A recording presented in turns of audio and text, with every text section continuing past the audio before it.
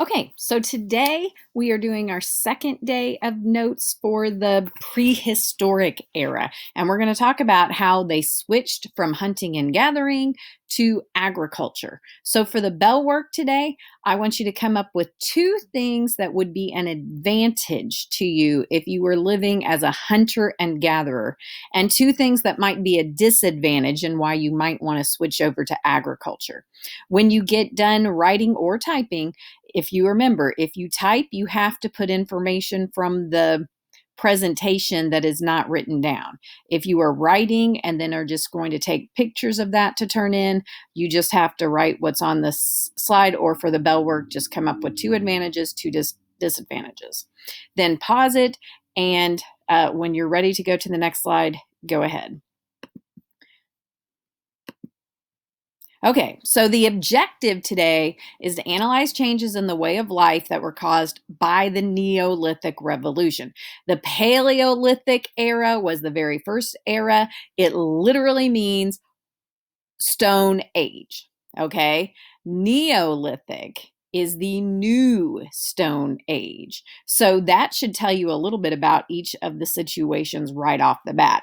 So the Neolithic, or the new Stone Age, they're still going to be using stone tools. That does not change, and that's why it's still the Neolithic age. But they are going to begin something new called systematic agriculture.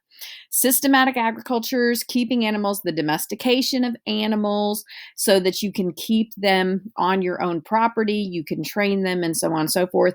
And agriculture, growing food. Now, don't get me wrong, not all people changed at once. And even to this day, there are some people who still live nomadic lifestyles. So not everybody is going to go to agriculture. But why would you go to agriculture? What are some of the advantages of agriculture? Well, first of all, you don't have to be moving around constantly. You can have a permanent house. You can also put walls up around your houses so that you can protect yourself and your property from other people. You can have goods. If you remember right from yesterday's notes, we had pottery in one of the pictures. Pottery, really, you don't see until the Neolithic era, because what happens to pottery when you move around a lot and you have to be constantly moving it from one place to the other? It's going to drop, it's going to break. Plus, it's heavy. And when you are moving around constantly, you don't want to have a whole bunch of heavy things to take with you. And so people are able to build up more. Now, there are some people who argue that the Neolithic Revolution was actually bad because people wound up spending more time getting the things that they needed to get done. It takes longer to plant the crops.